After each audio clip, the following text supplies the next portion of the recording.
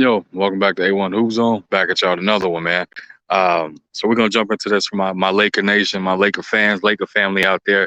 Um, this situation with Darvin Ham coming out, man, in full support of Russ, and then turning and saying, throwing a kind of a blind jab, if you want to call it that, saying if players aren't playing their role, like, he's not going to be afraid to pull them and put them on the bench and things of that nature. I think everybody kind of pretty much knows who that's referred to. I don't think he's going to bench, but I know he won't bench LeBron, and I know he won't bench AD.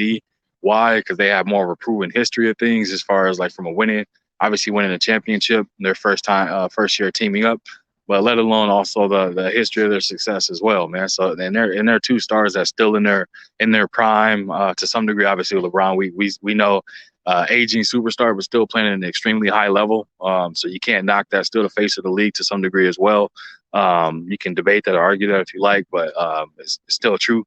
Obviously, we know we're going to get out of AD. We know the talent that he is when he is healthy, the things he can do, but it's all, again, dependent on him being healthy and his mindset. So that's something we'll have to stay tuned on, man. But Russ is the one where I think that comment was slighted towards just because in the past, obviously, Frank Vogel, excuse me there. Obviously, Frank Vogel was the one that kind of started it with the situation of him getting approval from the higher ups to bench Russ if he needs to. He benched him either once or a couple times, and then just kind of hated the energy that was coming off the bench from Russ, so he put him back in the game. Either way, man, I don't think they were going to win anything last year, or regardless if he was benched or not. But this time around, you got Darvin Ham that's kind of coming out, kind of putting it out in the forefront, saying that he's going to be putting players on the bench that's not playing well or that's not willing to accept their new roles and things of that nature. I think the only person that's quote unquote everybody wants a new role for is Russ.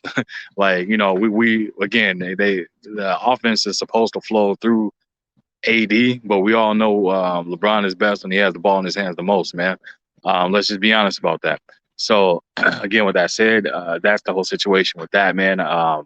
I think Darvin Ham is coming out again. He started off backing Russ, wanting to be Russ, and now saying that people are going to have to accept a new role or they're going to be benched. It's literally a repeat of Frank Vogel, in my opinion. The only difference is Darvin Ham played in the league, so what he has to say might hold a little bit more cachet to it. But again, man, when you in a situation of him, a player of his caliber, he's not one of those one that was like considered one of the greats or the best on the team and things of that nature. He was just a hard nosed player, that definitely took the hard road getting his way into the league and stand in the league as well.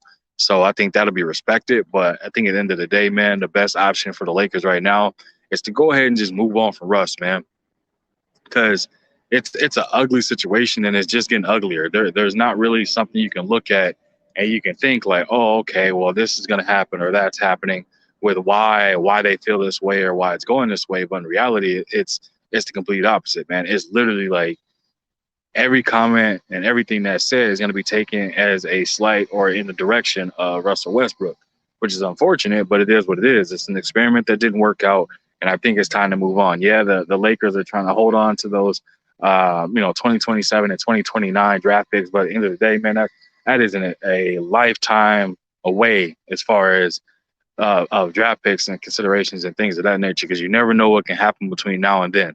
So if I was the Lakers, again, I made a video previously on this, is I'll pull the trigger, make the trade, get Kyrie. He's a better fit, better option for that Lakers team. And then obviously with him and LeBron teaming up, I think you're going to get some success out of that. And I think he would actually re-sign due to the fact also he would be in LA. He would have AD still, who is young, and then you still have an aging LeBron who can still get things done.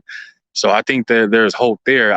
I know the hesitancy is just more so along the lines of his history, but when you look at the history when he was with LeBron, though, they maximized the opportunity when they played together. So that's what they have to be looking at, not something where Kyrie is on his own and he's trying to lead a quote unquote young Celtics team or going to the Nets and doing what he did there or and all that, man. I think they can kind of bypass that a little bit to some degree because again, his best performances and best production from a standpoint was when he played with LeBron, and then that's that. So that's just a fact. That's something that you can look at, do the history of, and you'll see it right there, man.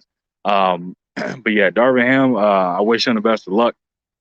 It's going to be very tough for him to try and figure out this Lakers team, having Russ on the team. Again, it's not all about Russ and it's not a Russ situation, but it is a situation where, you know what I mean, the particular part for the vehicle just didn't fit. It wasn't the right part, man. You got to go back and get the right one that fit. And I think Kyrie is a great fit and the perfect fit for them. So we'll have to wait and see what happens with that, man. But again, that's all I got for y'all. I just wanted to, get something out to my Laker fan, the Laker organization. I think the trade is going to happen sooner than later. I know everybody's saying that the Nets are just waiting to see what happened with KD first before they try to move on from Kyrie, things of that nature, man. But I think it's going to happen. I think the Lakers are going to go ahead and come back to them, giving them their asking price, and then the ball's going to be in the Nets' court, man. It's going to be in the Nets' court, and I think the Nets are going to pull the trigger, and they're going to accept it. Why will they accept it? Because Kyrie has 1 year left, and obviously KD has multiple years left on his deal with them, man. So it's more prone to get up off Kyrie's deal, get some pieces back in return, and go from there. But otherwise, yeah, I don't foresee that whole situation of everybody, all those teams not making moves and accepting those deals, man. But again, that's all I got for you. I appreciate you stopping through to the zone. Leave a comment in the comment section. Let me know what you think. If you wish to support the channel, that information will be flowing at the bottom of the screen. It'll also be in the description of the video. Again, I appreciate y'all, man. Appreciate you stopping through, and I'll be back at y'all with another one. Y'all be